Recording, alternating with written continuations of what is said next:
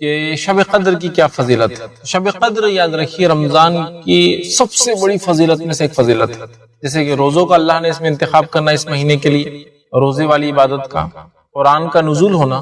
اگر تیسری کوئی بڑی فضیلت، اگر ایسے تو کئی فضائل ہم دیکھ چکے، لیکن تیسری اگر کوئی بڑی فضیلت آرڈر میں اگر لیں تو یہ ہے جو ہے شب قدر کا اس مہینے میں آنا۔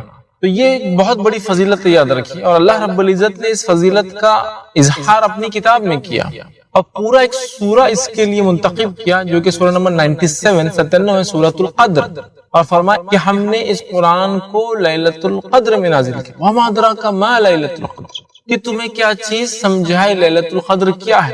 لیلۃ القدر خیر من الف شہر، لیلۃ القدر 1000 مہینوں سے افضل ہے۔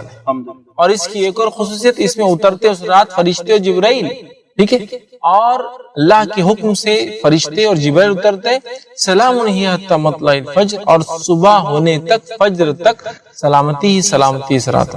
تو سورۃ القدر میں اللہ رب العزت نے اس رات کی فضیلت خود بیان کر دی، بلکہ یہ اتنی اللہ کو پسندیدہ رات ہے کہ اللہ رب العزت نے اپنے آخری کلام قرآن کو اسی رات میں اتارنا شروع کیا۔ اور جو قرآن کی آیت ہے کہ ہم نے قرآن کو لیلۃ القدر میں نازل کیا، تو علماء اس کی تفسیر کرتے اور کہتے ہیں کہ قرآن لوح محفوظ سے بیت العزہ نامی ایک مقام ہے جو پہلے آسمان پہ، اس میں لیلۃ القدر میں پورا مکمل اترا، اور اسی رات قرآن کی پہلی 5 آیتیں سورہ الق سورہ نمبر 96 آیت نمبر 1 سے لے کر 5، اسی رات وہ بھی نیچے اتری، مطلب 7ویں آسمان سے پہلے پر آیا پورا، اور اس کے بعد پہلی 5 آیتیں بھی اسی رات جبرائیل علیہ السلام لے کر نبی اکرم صلی اللہ علیہ وسلم کے پاس آئے۔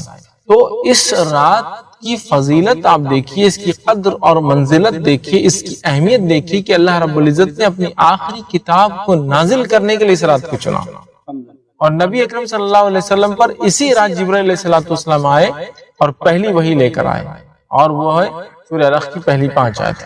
لیکن یہ بڑی تعجب کی بات ہے، جس رات کو اللہ رب العزت نے 1000 مہینوں سے افضل کہا، اگر 1000 مہینے کو تبدیل کر لیا جائے سالوں میں، اور ایگزامپل مثال کے طور پر، تو 1000 منتھس کو اگر ہم کنورٹ کر دیں ایئرز کے اندر، تو یہ ہوتا ہے 83.4 ایئرز، مطلب 83 سال اور 4 مہینے۔ تو گویا 83 سال اور 4 مہینے کے برابر ہے اس ایک رات کی عبادت، اور رات ایک انسان کی ساری پوری زندگی میں ہو سکتا نہ ملے، ہو سکتا ہے وہ بھی کم ہو، 80 سال 80 سال 60 سال 70 سال جی آج کے دور میں عمر چل جی 80 سال سے زائد 83 سال 4 مہینے کی عبادت کا ثواب ملتا ہے۔ مفسرین اس تعلق سے لکھتے ہیں کہ جو اللہ نے کہا کہ جو شب قدر ہے یہ 1000 مہینوں سے بہتر ہے، 1000 شہر کا 1000 مہینوں سے بہتر ہے، تو وہ کہتے ہیں یہ اللہ رب العزت نے مثال کے طور پہ کہا، ہزاروں 1000 مہینوں سے رات بہتر ہے، سمجھانے کے لیے ہم کو کہا 1000 مہینوں سے افضل ہے۔ اب اندازہ لگائیے 83 سال 4 مہینے کی ایک عبادت ہے، صرف ایک رات جاگنا، رات شروع ہوتی مغرب سے ختم ہوتی فجر پر، ٹھیک ہے؟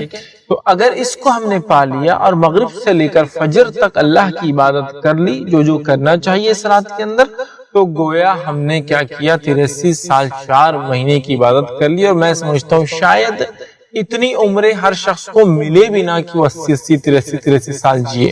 اور تو اور یہ صرف ایک رات کی بات ہو رہی ہے، اور انسان اپنی زندگی میں اگر بالغ 10 سال میں ہو رہا ہے اور اس کے بعد 40 سال مطلب 30 سال اور جی رہا ہے، ٹوٹل عمر 40 سال پا رہا ہے، تو وہ اپنی زندگی میں یہ رات 30 مرتبہ پا رہا ہے۔ اور اگر 50 سال کی زندگی پا رہا ہے تو یہ رات اپنی زندگی میں 40 مرتبہ پا رہا ہے، اور اگر 60 سال کی زندگی پا رہا ہے تو یہ رات اپنی زندگی 50 بار پا رہا ہے، اور اگر اسی طرح 70 یا 80 سال کی زندگی جی رہا ہے تو 80 سال کے اندر 70 بار راتیں پا رہا ہے۔ اور اس رات کے دیے جانے کے پیچھے ایک حکمت بھی علماء یہی بیان کرتے ہیں، کچھ مفسرین لکھتے ہیں اس کی حکمت یہ تھی، واقعہ یوں تھا کہ کچھ صحابہ آئے اور کہا اللہ کے رسول صلی اللہ علیہ وسلم، کچھ امتوں کی اور کچھ واقعات ہمارے سامنے ایسے آ رہے ہیں جن میں اتنی لمبی لمبی عمروں کے تذکرے آ رہے ہیں پچھلی امتوں کے، اور اتنی لمبی لمبی ایج اللہ نے عمریں ان کو دی تھی، ہم لوگ تو ان کے مقابلے میں خود آپ نے فرمایا کہ 60 سے 70 سال کے بیچ کی عمریں ہماری ہوں گی، تو پھر ہم کیسے ان کے برابر عبادت میں پہنچیں گے جبکہ وہ اتنی لمبی عمریں پا کر گئے ہیں؟ جیسے مثال کے طور پر نوح علیہ السلام نے 1000 کو 50 کم 950 سال اپنی قوم کو دعوت دی. 950 سال تو آپ کی زندگی ہوئی ہی کسی بھی حال میں. اس کے علاوہ اور کتنی تھی؟ تو یہ وہ پیریڈ ہے جس میں آپ نے دعوت دی اپنی قوم کو. اب ظاہر سی بات ہے جب اتنی لمبی لمبی عمریں اس زمانے میں ہوا کرتی کہ 900 سال 950 سال 1000 سال کے تعلق سے تذکرے آتے ہیں، تو پھر صحابہ کو لگا ہماری زندگی تو کچھ بھی نہیں ہے، 60-70 سال تو کچھ بھی نہیں ہے. تو تب علماء لکھتے ہیں کہ اللہ رب العزت نے کمپنسیشن کے طور پر کہ اس امت کو عمریں کم ملی ہے تو کمپنسیشن یہ دیا کہ شب قدر دے دو ان کو، تاکہ شب قدر پا کر 1 سال پالی 83 سال کا ثواب. ایک موٹا حساب 80 لے لیجیے، ڈیٹیل میں نہ جاتے، 80 پکڑ لیجیے. 2 بار پالی 160 سال، 3 بار پالی انسان نے 240 سال، 4 بار پالی 320 سال. اب مجھے بتائیے 10 بار پالی 800 سال. 800 سال کی زندگی کیا ملنے والی ہے کیا؟ نہیں. اور 20 راتیں پالی 1600 سال. یہ تو ہم ایک دم رفلی کر رہے ہیں، یہ تو 83 سال 4 مہینے کو کریں گے تو زیادہ ہو جائیں گے. اور اس طرح 30 راتیں پالی تو 2400 سال. مطلب آپ صرف ثواب کو سوچئے، اتنی کم عمر میں بھی ہم اپنی عمر کو کم پاتے ہوئے بھی عبادت کو ملٹیپل ٹائمز کر سکتے ہیں، اور ہر سال شب قدر کو پا کر اپنی عمر تو کم ہوں گی لیکن اس سے کئی درجے زیادہ اجر اور ثواب اللہ تعالیٰ سے اس رات میں پا سکتے ہیں. لیکن یہ بھی بڑی افسوس کی بات ہے شب قدر ہمارے سماج میں کیسی منائی جاتی ہے. میں سمجھتا ہوں بہت زیادہ تفصیل میں جانے کی ضرورت نہیں ہے. شب قدر کا جو طریقہ اور نظم ہم نے بنا لیا ہے ہمارے سماج میں وہ یہ ہے کہ شب قدر عموماً جنرلی بازاروں میں گھومنے پھرنے میں، مالز میں جانے میں، اسی طرح جو ہے گھر سے باہر سیر و تفریح کے اندر ضائع کی جاتی ہے. جبکہ رات مغرب سے شروع ہوتی ہے. ٹھیک ہے، ہم لوگ سمجھتے ہیں رات 12 بجے سے چالو ہوتی ہے. یہ انگلش کیلنڈر کو فالو کرتے ہیں نا، گریگورین، تو رات میں 12 بجے شروع ہوتی ہے، لہٰذا ہم سمجھ رہے ہیں کہ رات سے 12. ارے بھائی مغرب سے شروع ہو رہی. تو آپ کے افطار کرنے سے لے کر مغرب کی نماز، عشاء کی نماز اور رات کی تراویح اور اس کے بعد کی پوری رات فجر تک، یہ ساری چیزیں شب قدر کے اندر آ رہی ہیں. تو اس رات کو ہم کو صحیح یوٹیلائز کرنا، یاد رکھیے. ایک تو اس کو تلاش کرنا ہے، ہم تلاش نہیں کرتے اور ایک دن منا لیتے ہیں سیلف ڈیفائنڈ ایک دن. اور اس کے بھی منانے کا طریقہ یہ ہے کہ رات میں پہلے تو تیاریاں ہوتی ہیں کہ آج شب قدر ہے. کچھ نوجوان ہمارے کھیل کود کی پریکٹس کی تیاری کر لیتے، بیڈمنٹن ہے، شٹل کاک ہے اور فٹ بال ہے، کھیلیں گے تاکہ رات میں لوگوں کو تکلیف بھی دیں گے، خود تو عبادت نہیں کریں گے، دوسروں کو بھی نہیں کرنے دیں گے. کچھ کا یہ حال ہے کہ آج رات ہے تو گھومنے نکلیں گے مغرب کے بعد، کھانا اس ہوٹل میں ہوگا، کباب اس ہوٹل میں کھائیں گے، حلیم یہاں کھائیں گے، حریص وہاں کھائیں گے، روٹ اور بسکٹ وہاں اچھے ملتے ہیں، یہاں تندوری اچھی ملتی ہے. مطلب مغرب کے بعد نماز کے بعد کھانے پینے کے سیشن شروع ہوتے ہیں اور عشاء تک جا کے تھوڑے بہت ختم ہوتے ہیں. پھر عشاء کی نماز تراویح پڑھ لی عشاء کے بعد، تراویح کا پھر بھوک ہماری بڑھ جاتی ہے، پھر لگے گھومنے پھرنے، 12-1 بجے تک کھانا پینا کیا اور گھر پر واپس آئے یا پھر تھوڑا مسجد میں پہنچ گئے. کچھ 2-4 رکعت نماز ہو گئی تو ہو گئی، کچھ تھوڑی بہت بات چیت ہو گئی، پھر دوستوں کے ساتھ مٹر گشتی ہو گئی، اور اس کے بعد پھر سحر کے لیے ہوٹلوں میں چونکہ رش ہوتا ہے، نمبر لگانے میں 2-3 گھنٹے ضائع ہوتے ہیں. بھائی آج شب قدر تھی، شہر تو باہر ہوٹل میں ہونا ضروری ہے، لہٰذا نمبر لگا کے کھڑے رہو، 2-3 گھنٹے وہاں لگائے، سحر کر کے گھر آئے، فجر کی نماز پڑھی اور سو گئے اور یہ سوچے ماشاءاللہ اب شب قدر کا ثواب کو پورا مل گیا. تو منانے کا بھی انداز کتنا گھٹیا، کتنا بھونڈا، کتنا بیکار ہے. آپ سوچیے یہ ایک طرح سے بونس تھا جو ہماری لائف میں دیا گیا کہ اپنی کم عمر کو بھی مسلمانوں بونس لو. آخری امت ہونے کے بعد بھی تم یہ افسوس نہ کھاؤ کہ تمہاری عمریں کم ہے، بونس لے لو. 80 سال کا ثواب، 83 سال ایک رات میں لیتے جاؤ. ہمیں کتنا محتاط ہو کے، کتنا پریکاشنری ہم نے اس رات کو منانا چاہیے تھا.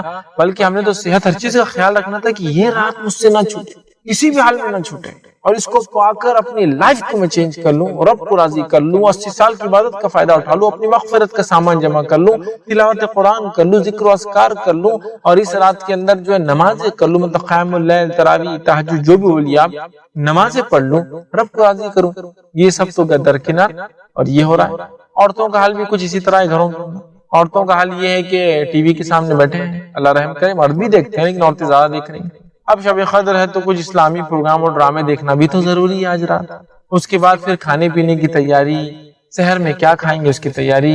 کچھ لوگ تو شب قدر کو اس لیے جاگتے ہیں کہ وہ عید کی شرخرمے کی اور میٹھے جو پکوان بنتے ہیں اس کی تیاریاں کر رہے ہیں، بادام بھگا رہے ہیں، کاجو کاٹ رہے ہیں، کیوں شب قدر ہے نا، تو شب قدر میں شاید شرخرمے کا سامان بنے گا تو اس کا ثواب بھی 80 سال کی شرخرمے کا ملے گا، ایسا سوچ کے شاید میٹھے کی تیاریاں ہو رہی ہے، سیویاں ڈالی جا رہی ہے، میٹھے بن رہے ہیں، اس کی پریپریشن ہو رہی ہے۔ کچھ عورتیں سوچتی کہ چلو شب قدر دی گئی تو فائدہ اٹھا لے، کپڑوں میں برکت ہو جائیں گی شاید، تو مالز میں گھوم رہے ہیں، کپڑے خریدنے کے لیے جا رہے ہیں، ہاں، اور کہیں کے راتوں کو، مطلب شب قدر 27 کو ایک تو منائی جاتی ہے عام طور سے، پھر 27 28 29۔ یہ بات میں آپ سے پوچھنے والا ہوں انشاءاللہ جی کہ شب قدر کیا 27 رات کو ہے؟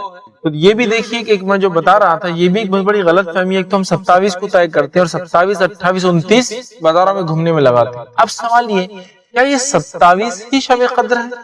کیا اس کو وہ کرنا ہے؟ تو یاد رکھ لیجیے، میری بات کو غور سے سنیے، 27 ہی شب قدر نہیں ہے، 27 بھی شب قدر ہو سکتی ہے۔ مطلب یہ ہوا کہ 27 بھی کچھ اور راتیں بھی ہیں جو شب قدر ہو سکتی ہے، 27 بھی ہو سکتی ہے، لیکن 27 ہی نہیں ہے، یاد رکھیں۔ ہمارے پاس بر صغیر میں، انڈیا میں، پاکستان وغیرہ میں یہ طے کر لیا ہم نے کہ 27 ہی شب قدر ہے، جبکہ 27 بھی شب قدر ہو سکتی ہے۔ تو شب قدر کون سی رات ہے پھر؟ تو آئیے نبی اکرم صلی اللہ علیہ وسلم کو شب قدر کی تاریخ بتائی گئی، سورہ قدر کی تفسیر ابن کثیر میں آپ دیکھ لیجیے۔ نبی اکرم صلی اللہ علیہ وسلم اس تاریخ کو ڈکلیئر کرنے باہر نکلے، مسجد سے باہر نکلے، دو لوگوں میں فائٹنگ چل رہی تھی، جھگڑا چل رہا۔ جب ان کی فائٹنگ ختم ہوئی، چھڑایا گیا، آپ صلی اللہ علیہ وسلم فرمایا مجھے شب قدر کی تاریخ بتا دی گئی تھی، لیکن اس جھگڑے کی وجہ سے وہ تاریخ مجھ سے بھلا دی گئی، اب اس کو تم تلاش کرو، ٹھیک ہے۔ پھر صحابہ نے آپ صلی اللہ علیہ وسلم نے بیان کیا تلاش کرو، صحابہ نے کہا ہم کیا پوری سال میں کیسے تلاش کریں، کون سی تاریخ؟ پھر کہا اسے رمضان میں تلاش کرو، پھر کہا رمضان کے آخری عشرے میں تلاش کرو، اور پھر کہا رمضان کے آخری عشرے کی طاق راتوں میں، آڈ نائٹس میں تلاش کرو۔ تو شب قدر جس میں قرآن نازل ہوا تھا یہ کون سی رات ہے؟ اب ہم کو ڈھونڈنا ہے، وہ 21 کی رات بھی ہو سکتی ہے، وہ 23 کی رات بھی ہو سکتی ہے، وہ 25 کی رات بھی ہو سکتی ہے، وہ 27 کی رات بھی ہو سکتی ہے، اور وہ 29 کی رات بھی ہو سکتی ہے۔ 5 راتوں میں سے کوئی ایک رات ہے شب قدر، تو شب قدر کو صرف 27 کو منانا ایک بہت بڑی غلط فہمی اور ایک بہت بڑے ثواب کو ضائع کرنے کا ذریعہ بن جائیں گے، یاد رکھیے۔ تو یہ 5 راتوں میں سے کوئی ایک رات ہو سکتی ہے، یاد رکھیے، یہ بات واضح ہے۔ لیکن ہم نے ایک تو پہلے تو طے کر لیا کہ 27 ہی ہے، اس کے بعد اس کو 27 کو کیسے جاگ کر مناتے ہیں میں نے آپ کو طریقہ بھی بتا دیا اس سے پہلے۔ مطلب یہ آخر کیا؟ دیکھیے اصل نبی اکرم صلی اللہ علیہ وسلم نے کچھ صحابہ کو کچھ باتیں بتائی تھی، یہ ہو سکتی ہے، یہ ہو سکتی ہے، یہ علامت ہو سکتی ہے، تو کچھ صحابہ کے ساتھ 27 کو علامت ہوئی، کچھ کے ساتھ 21 کو علامت ہوئی، سمجھ رہے آپ؟ لیکن ہمارے پاس 27 کو بڑا مضبوطی سے پکڑ لیا گیا ہے، حالانکہ ایک علامت 21 کی بھی بڑی واضح ہے۔ ایک صحابی کو آپ صلی اللہ علیہ وسلم فرمایا جب تم قدر جس رات ہوں گی اس روز بارش ہوگی، اور وہ کہتے اس رات میں مسجد نبوی میں نماز پڑھ رہا تھا، اور چونکہ مسجد نبی کھجور کے پتے ڈالے ہوئے تھے، پانی ٹپکا، اور جہاں میں سجدہ کر رہا تھا وہاں نمی آ گئی، مطلب گیلا پن آ گیا۔ تو 21 کی رات بھی ہو سکتی، 25 بھی ہو سکتی، 23 بھی ہو سکتی، 27 بھی، 29 بھی، لیکن ہمارے پاس نہ جانے کیوں 27 کو بڑا مضبوطی سے پکڑ لیا گیا ہے اور ڈکلیئر کر دیا گیا شب قدر، مطلب نون۔ یہاں صحابہ پوری زندگی آخری عشرے میں اس رات کو تلاش کر رہے ہیں، اور ہم انڈینس یہ کہہ رہے ہیں الحمدللہ ہم کو 27 دے دی گئی، اب آپ جو ہے جا کر ڈھونڈتے رہیے، ہم کو پتا چل گیا۔ تعجب، امیزنگ، مطلب جبرائیل علیہ السلام ظاہر سی بات ہے آپ کو وہی لاتے تھے اور بتاتے تھے، آپ نے بتا دیا آخری عشرے میں تلاش کرو، اب آخری عشرے میں تلاش کرو اور ہم کہہ رہے نہیں ہم کو پتا چل گیا، تو کیا نبی اکرم صلی اللہ علیہ وسلم نے ہم کو نہیں بتایا اور ہم کو بعد میں پتا چل گیا، یہ بولنا چاہ رہے ہیں ہم لوگ؟ قطعاً نہیں ہو سکتا ہے۔ نبی اکرم صلی اللہ علیہ وسلم نے جب یہ کہا کہ آخری عشرے کی طاق رات میں تلاش کرو، تو پھر یہ کون ہوتا ہے 27 کو ڈکلیئر کرنے والا؟ 27 بھی ہو سکتی ہے لیکن 27 ہی نہیں ہے، اس بات کو بھی ہمیں سمجھنا ہے۔ تو لہٰذا ہمیں کیا کرنا ہے؟ تلاش کرنا ہے، تلاش کرنا ہے۔ 5 راتوں میں سے ایک رات، گویا 5 راتوں کو جاگنا ہے اور 5 راتوں کو مغرب سے لے کر فجر تک عبادت کرنا ہے، تاکہ ہمارا رب ہم سے راضی ہو جائے، اور تاکہ انشاءاللہ العزیز ہمیں جو ہے 1000 مہینوں سے افضل جو رات کو کہا گیا، 1000 مہینوں سے زیادہ عبادت کرنے کا ثواب اور اجر ملے، یہ بات کے لیے ہم کو بہت کوشش کرنی ہوگی، یاد رکھیں۔ تو یہ رات کو ہم معمولی سمجھ کر ضائع نہ کر دے، یاد رکھیں، بلکہ اس کی پریپریشن کرے، تیاری کرے اور اس کو تلاش کرے 5 میں سے وہ کون سی رات ہے، 5 کو جاگے انشاءاللہ جی۔ جب انسان 5 کو جاگ لیں گا تو شور ہے 5 میں سے کوئی ایک شب قدر تھی۔ اور کچھ علماء نے لکھا شب قدر کی جو علامت حدیث میں بتائی گئی، ہو سکتا ہے ایک رات اس دن آئے، لیکن ہو سکتا ہے اگلے سال وہ شب قدر اراؤنڈ دوسرے اس میں چلے جائے، ہو سکتا ہے نا۔ کوئی یہ کہے کہ رات میں بارش ہوگی، علامت ہے، آج بارش ہوئی، 23 رات تھی آج، تو 23 کو ہر سال آتی ہے، نہیں، علماء کہتے ہیں گھومتی بھی ہے رات، فکس نہیں ہے، کبھی ہو سکتا ہے 21 کو ہو جائے، کبھی ہو سکتا ہے 23 کو، کبھی ہو سکتا ہے 25 کو، 27 کو، ایسا بھی کہا تھا، واللہ اعلم، جو بھی صحیح بات ہو، لیکن یہ بات تو طے ہے کہ ہمیں قیامت تک اس کو تلاش کرنا ہے، اور کوئی طے نہیں کر سکتا کوئی ایک رات، بلکہ 5 میں سے ایک ڈھونڈ کر اس میں خوب عبادت کر کے اپنے رب کو راضی کرنا ہے۔ تو گویا عام زبان میں کہوں تو 5 رات جاگنے کا ثواب 80 سال کے برابر، مطلب 1000 مہینوں سے افضل ہو رہا ہے، کیونکہ ہم کو پتا نہیں نا کون سی ہے، لیکن وہ ایک ہی ہے، لیکن تلاش کرنا ہے۔ جب تلاش کرے گا انسان تو 1000 مہینوں کا ثواب پائے گا 5 راتوں کو جاگ کر عبادت کرنے کا۔ جزاکم اللہ خیر۔ یہ بھی ہے کہ بولتے ہیں کہ تنزل الملائکۃ والروح، اترتے رات جو ہے جبرائیل علیہ السلام اور فرشتے، تو وہ کہتے ہیں چونکہ فرشتے جبرائیل علیہ السلام آتے ہیں تو ہم گھروں پہ جھنڈے لگائیں گے تاکہ انہیں پتہ چل جائے کہ مسلمان کا گھر ہے۔ اب یہ بات کہاں سے نکالی، اللہ رحم کرے، کیا فرشتوں کو یہ جھنڈے ونڈے بتانے کی تھوڑی ضرورت ہے؟ فرشتوں کو اللہ تعالیٰ علم دیتا ہے کہ کیا ہے، کون مومن بندے کون نہیں، یاد رکھیں جی ٹھیک ہے۔ ان کو تو کچھ ایسی بھی صلاحیتیں اللہ نے دے رکھی ہے کہ مومن بندہ جب نیکی کرتا ہے تو اللہ انفارم کر دیتا ہے ان کو، اور وہ نیکی کو لکھ لیتے ہیں، خالی دل میں سوچتا ہے، تو یہ بھی صلاحیتیں دے رکھی ہے اللہ نے۔ تو لہٰذا شب قدر کو ضائع کرنے کا طریقہ جھنڈے لگانا، رونقیں کرنا، مسجدوں کو سجانا، مسجدوں میں پھول لگانا، مسجدوں کو لائٹنگ لگانا، مسجدوں کو رنگ روغن کرنا، راستوں پہ لوگوں کو کھانا کھلانا روک روک کر، ٹھیک ہے، اپنی عبادت کرنا ہے بھائی، یہ روک روک کر کھانا کھلا رہے ہیں آپ، ٹھیک ہے۔ اسی طرح جو ہے لوگ جو ہے مختلف قسم کے پروگرامز کرتے ہیں، بازاروں میں گھومتے ہیں، گھروں کو سجاتے ہیں، یہ تمام چیزیں نہیں ہیں بھائی۔ اس رات عبادت کرنا ہے، اور عبادت ایک مخصوص چیز ہے، تلاوت قرآن کے ذریعے آپ کیجئے، اور بہت ساری چیزیں جو اس رات میں کی جا سکتی ہے، تو وہ تمام چیزوں کو چھوڑ کر ہم لگے ہیں اس طرح سے، تو یہ بہرحال بالکل طریقہ نہیں ہے۔ پھر آپ نے جیسا کہا کہ گانے بجانے کی بھی، میوزیکل انسٹرومنٹ کے استعمال والی بھی چیزیں ہو رہی، اور گانے بج رہے ہیں، اور کئی جگہ پتہ نہیں ترانے پڑے جا رہے ہیں مختلف قسم کی، جس میں برائیاں ہیں، اللہ رحم کرے۔ تو یہ ساری چیزوں کے ذریعے ہم اس رات کو جو ہے ضائع کر دیتے، جبکہ ہمیں اگر یہ رات ملتی ہے تو اس میں عبادت کر کے اپنے رب کو راضی کرنا چاہیے۔ دیکھیے جو آپ نے سوال کیا کہ شب قدر کو ہم کیا عبادت کریں، بڑا اہم سوال ہے، کیا کیا کرے شب قدر۔ تو اب میں نے جیسا بتایا رات شروع ہوتی ہے مغرب سے لے کر تو فجر تک، تو اس میں 2 نمازیں تو آ گئی، مغرب آ گئی، سورج غروب ہو گیا، رات چالو ہو گئی، مغرب آ گئی اور عشاء آ گئی۔ اس کے علاوہ رمضان کا مہینہ ہے، تراویح ہم پڑھتے ہیں، تو تراویح کی نماز بھی اس میں شامل ہوگی، مطلب قیام جس کو کہیں گے، رات کی نماز جس میں ہم کھڑے ہو رہے ہیں وہ بھی شامل ہوگی۔ اس کے علاوہ ہم تہجد پڑھ سکتے ہیں، جو کہ سب سے افضل نفل عبادت ہے، ٹھیک ہے، عبادتوں کے اندر تو تہجد ہم پڑھ سکتے ہیں۔ اس رات کے اندر ہم ایک حصہ تلاوت قرآن کر سکتے ہیں، مطلب ایک حصہ فجر۔ اچھا یہاں پہ رک کے میں ایک بات بتاؤں گا، تراویح بھی پڑھنا ہے اور پھر اس کے بعد تہجد۔ دیکھیے تراویح اور تہجد قیام اللیل یہ ایک ہی نماز ہے جس کے وقت تبدیل ہونے سے نام بدلتے ہیں۔ اگر عشاء کی بات پڑھ لی جائے تو تراویح، رات کے کسی حصے میں پڑھی جائے قیام اللیل، اور آخر وقت میں پڑھی جائے تو تہجد کہا جاتا ہے رات کے، ٹھیک ہے۔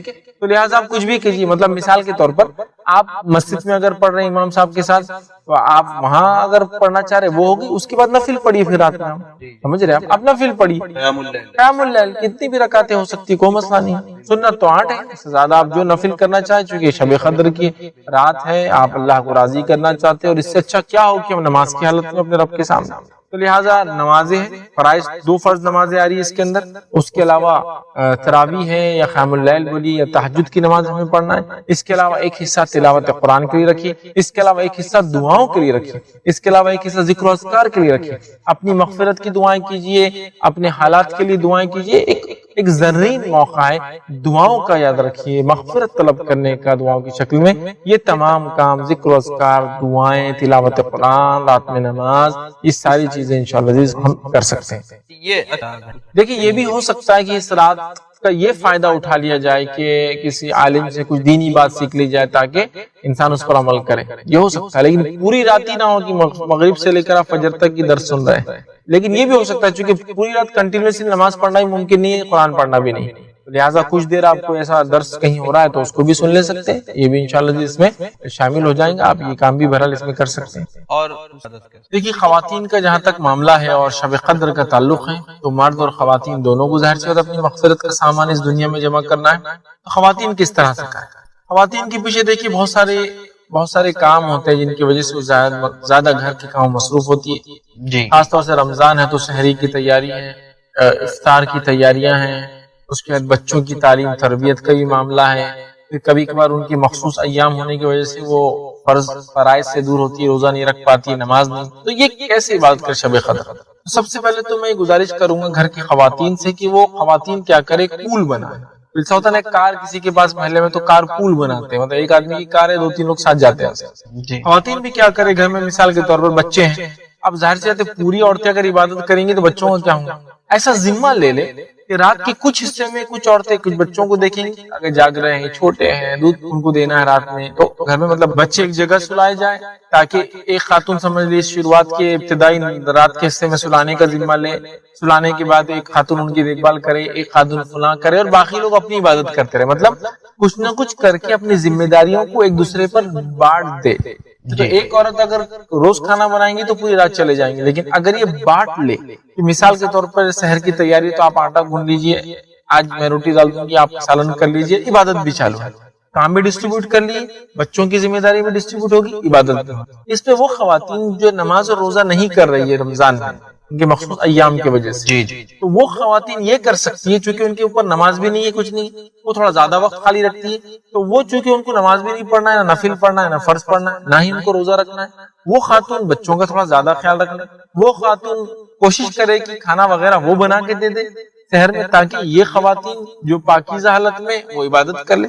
اسی طرح وہ خواتین جو اپنے مخصوص ایام میں ہیں، وہ روزہ نہیں رکھ رہی، نماز نہیں پڑھ رہی ہے، لیکن وہ ذکر اذکار کر سکتی ہے، یاد رکھ، بالکل ان کو نماز سے منع کیا گیا، روزے سے، لیکن ذکر و اذکار سے نہیں، یاد رکھ، ذکر و اذکار وہ اس حالت میں بھی کر سکتی ہے، اللہ کو راضی کر سکتی ہے، دعائیں کر سکتی ہے، مغفرت کی دعائیں کر سکتی ہے، استغفار کر سکتی ہے، توبہ کر سکتی ہے اللہ تعالیٰ سے، ٹھیک ہے، اور اللہ سے دعائیں مانگ سکتی ہے گڑ گڑا کر، یہ ساری چیزیں تو ہو سکتی ہے۔ لہٰذا وہ خواتین بھی اس رات کا فائدہ اٹھائے جو روزے اور نماز نہیں کر رہی، وہ خواتین بھی اٹھائے جو بچے والی ہیں، وہ خواتین بھی فائدہ اٹھائے جن کو رات میں ذمہ داریاں کھانا وغیرہ پکانا ہے، لیکن اگر یہ ایک دوسرے پہ ذمہ داریاں بانٹ لے، سب مل کے تھوڑا تھوڑا کام کرے، تو انشاءاللہ عزیز ہماری عورتیں قدر بھی پا سکتی ہے آسانی سے۔ ورنہ بہت ساری عورتیں کمپلین کرتی ہیں، ارے مولوی صاحب پورا کام رات بھر ہوتا ہے، مجھے سب گھر کا بنانا ہے، لیکن کچھ راتوں میں یہ جو قدر کو پانے کا مسئلہ ہے، اس میں ڈسٹریبیوشن آف ورک ہو، کام کو بانٹا جائے، سب مل کر کرے، قدر کی قدر مل جائے،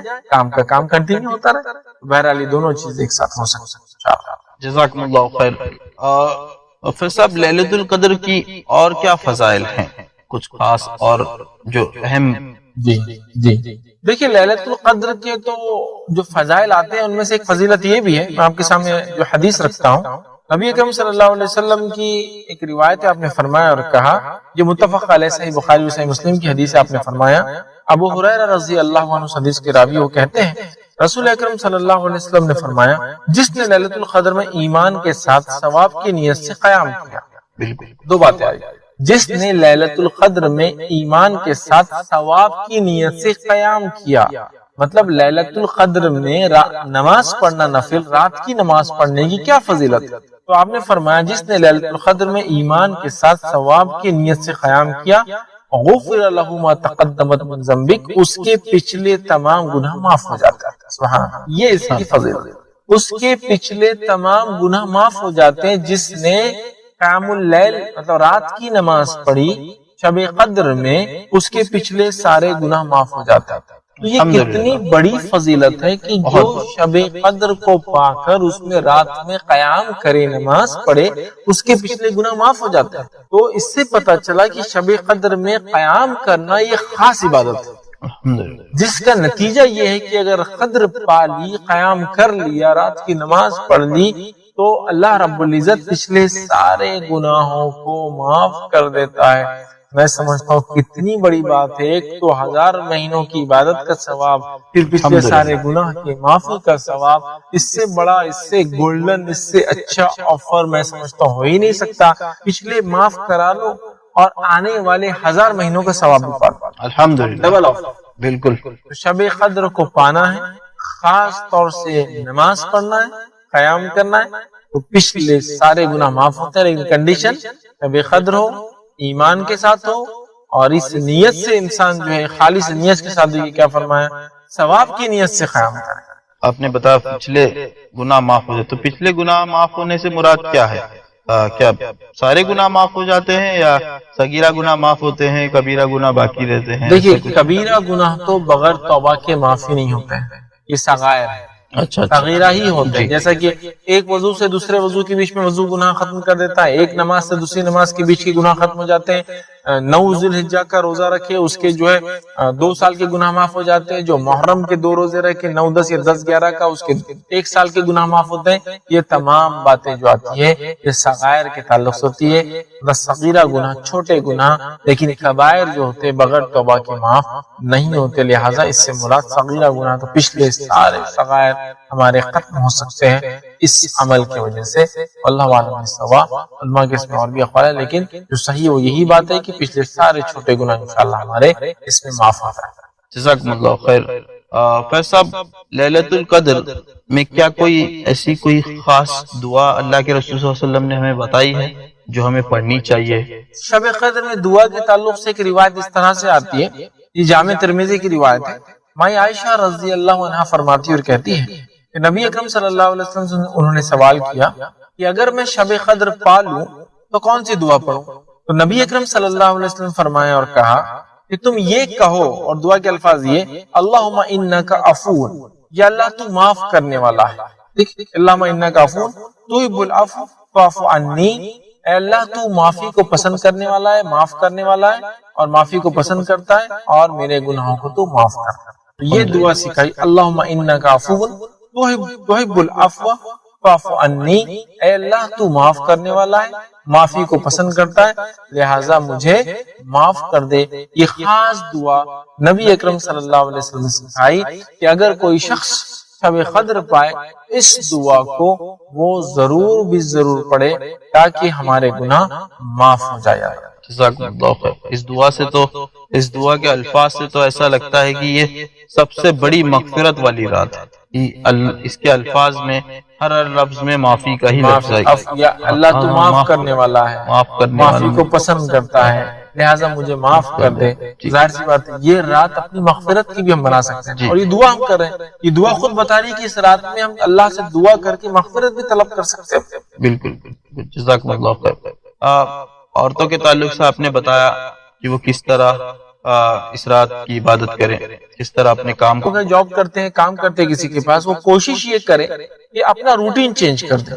فار ایگزامپل وہ رات میں سوتے ہیں، صبح جاب کو جاتے ہیں، ٹھیک ہے، کوشش یہ کرے کہ رات میں جتنا ہو سکتے جاگے، تھوڑا کم سوئے، صبح اٹھ کے جاب کر کے آئے، اور جاب کے بعد پھر اپنی نیند کو پوری کر لیں. ایک طریقہ یہ ہو سکتا ہے. پوری رات جاگ کر تو کوئی جاب نہیں کر سکتا، یہ بات اپنی جگہ طے ہے، لیکن اگر روٹین ہی پورا چینج کر دیا جائے تو یہ ہو سکتا ہے. مطلب ہے کہ انسان ظہر کے بعد سے یا سویا سر تک اثر پڑے، پھر اس کے بعد سویا مغرب، پھر اس کے بعد پھر جاگے، پھر رات بھر عبادت کرے، پھر صبح ڈیوٹی کرے، چینج.